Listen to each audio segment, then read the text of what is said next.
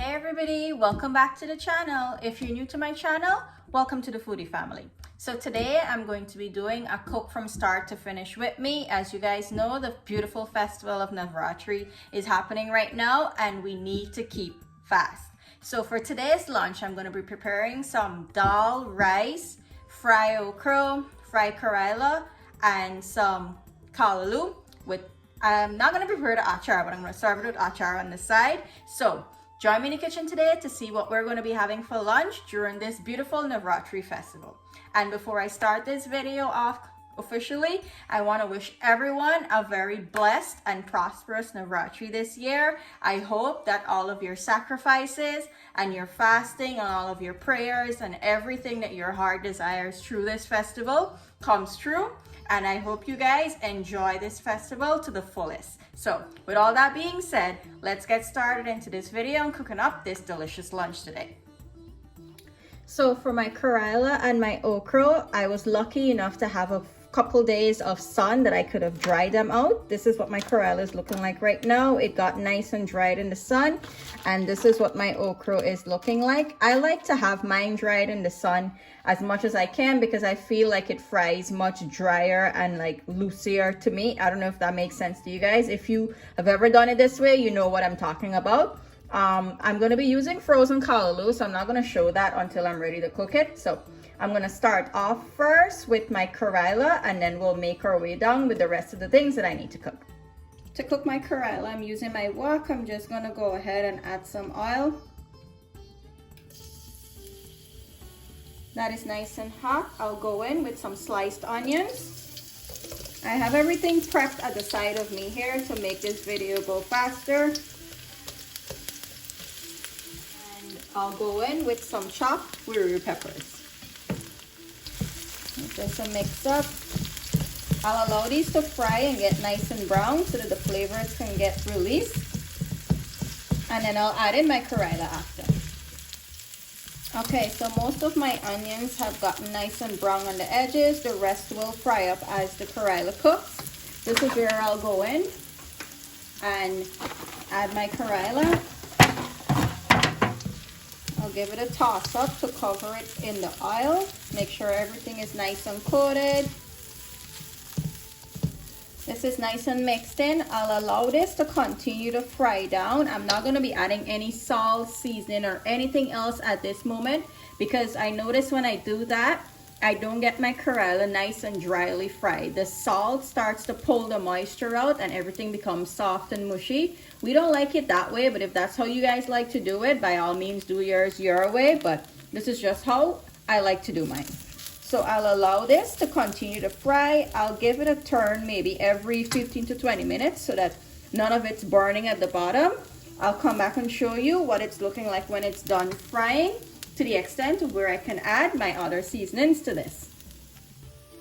Alright, this is what my Cara is looking like. This took about, I'd say about 35 minutes or so to get to this stage. You see how nice and brown it fried up, and look how loose it is. It's not clammy at all. This is how I like to do mine. Now I'll go in with my seasonings that I like to put in. I'll do some adobo. I'm not going to be listing measurements for these because everyone likes their greens to taste different. A little bit of sugarcane aji, not a lot. Black pepper.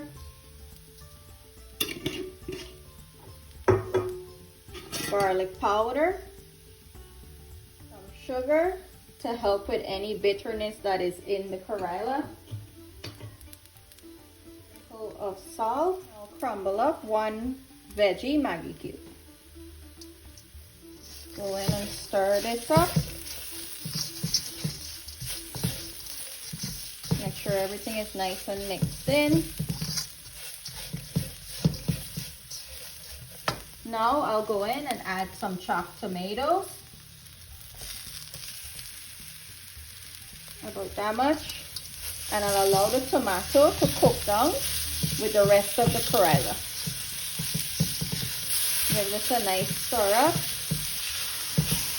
I don't like when my tomatoes melt out, which is why I added it now. So the remainder of the Cara that needs to fry out, as you can see, there's a little bit of green, some here and there. That'll cook down with the rest of the Cara, so it doesn't melt out. This is spread out, and my stove has been on low the whole time because I don't want this to burn. I don't think I mentioned that before.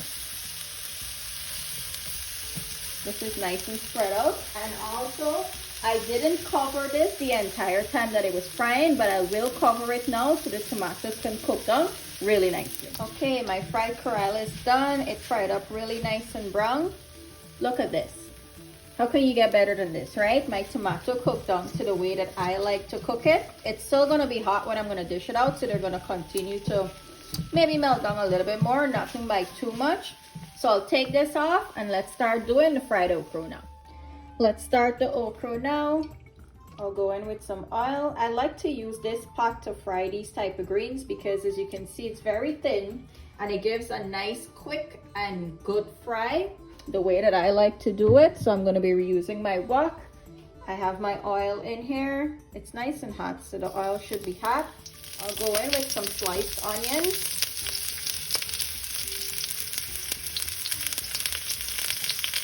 Peppers,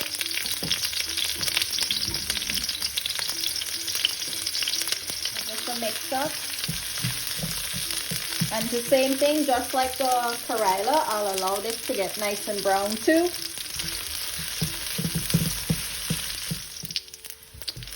All right, I'm ready to add in my okra now. I'll go in and just drop that in, stir this up.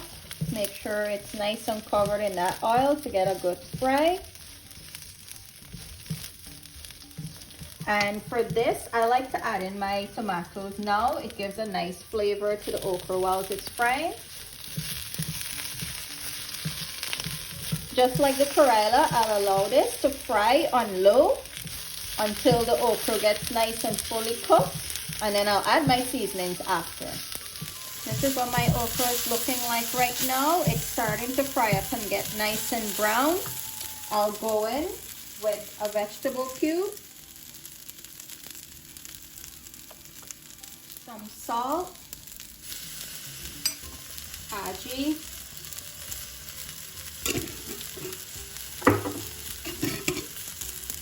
black pepper, and some minced garlic.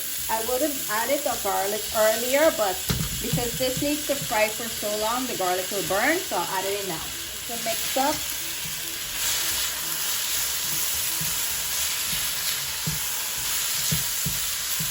I'll let this fry a little bit more to get a little more brown, and then it should be done by then.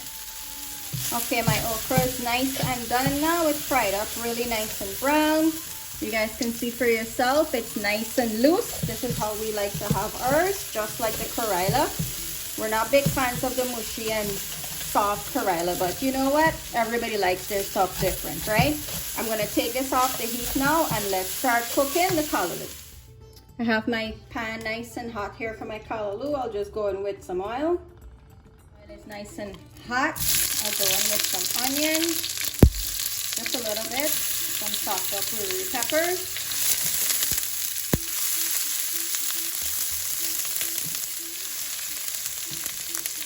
a vegetable cube. We've got a mix, and I'll let this fry up nice and brown. This is nice and brown, just like I like to have it. I'll go in with a little bit of chopped garlic. And this is how I cook my callaloo for like everyday eating. When I do it for 7 curry, I do it a whole different way. I'll add my frozen spinach now. This usually takes about 10 to 15 minutes to fully come up to room temperature and start to melt out in the pot. I'm just gonna give it a nice little toss up. I'll cover this and allow it to melt out. And then I'll come back and show you how I go about adding the rest of the seasonings. Let's check on my callaloo now. This is what it's looking like. Most of it has already melted down, so this is where I'll go in and add the rest of my seasonings. I'll go in with some salt, a little bit of aji, black pepper, and a little sprinkle of sugar to balance out all of those salts. Lastly, some chopped tomatoes. Give this a mix up. To cook down my caloo, I like to go in with a little bit of coconut milk. I'll add the entire tin. All right, this is nice and mixed in now. I'll cover it back and I'll allow it to cook down. So as my caloo is on the stove, I went ahead and start my rice. I just have my hot water here. I added in my basmati rice. That's the rice that we like to use. To the water, I added a little bit of salt, and I'll allow this to boil until it's fully cooked. My rice is all done now. This is where I'll take it off the stove before it gets too soft. Okay, this is what my caloo is looking like, guys. It cooked down really good with that coconut milk. This is how I like to have mine, with just a slight bit of gravy. If you look carefully, you're seeing a little bit of gravy bubbling. I like it that way because when this is going to cool down, it's going to get nice and soaked up in the caloo, and it's going to taste really good when we're going to have it with our dal and rice and everything else that I would have made. Now this is done. I'm going to lastly do my dal. For my dal, I'm doing it bunjay style. That's the only way I ever cook it. If you guys have never done your dal bunjay style, try it. If it's something that you don't like, you can do it the regular boiled way. I just added some oil in my pressure pot here to heat up. This oil is nice and hot. I'll go in with some green seasoning, curry powder, a little bit of ground jeera, some salt, cut up curry pepper, and a pinch of sugar.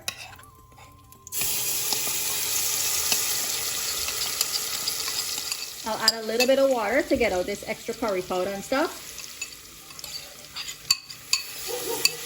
I have everything out here. Go in and give this a mix.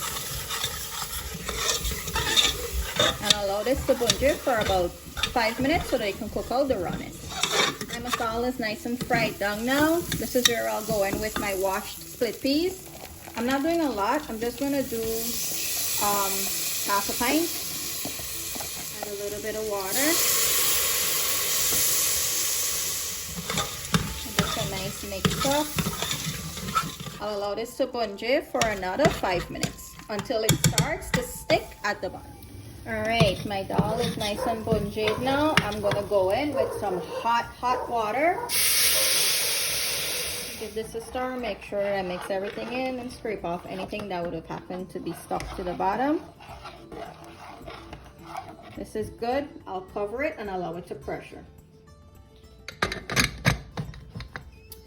Okay, so this is what my dal is looking like after pressuring for 3 whistles. Everything melted out really nicely. I don't need to go in with any additional tools to mash the dal up and stuff. Now that this is done, I'll move this to the side and I'll start frying up my oil, whole jeera, and chopped up garlic to chunkate the dal.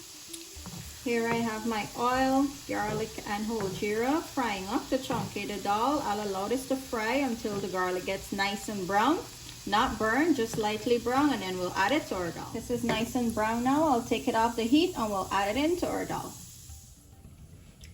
Alright, I'm ready to chunkate my dal. I'm just gonna take my garlic, whole jeera, and oil mixture and put it in here with the lid over it. Let's take a little extra here.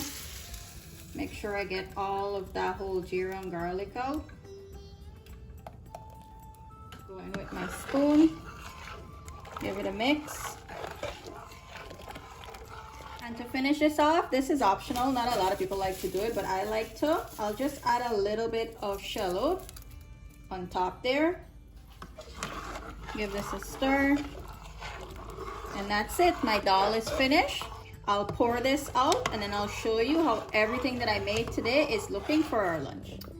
Okay guys, this is what the spread is looking like. I have my rice, my caloo, fried okra, my Cara, and some nice hot dal. This finished last, it'll be the hottest.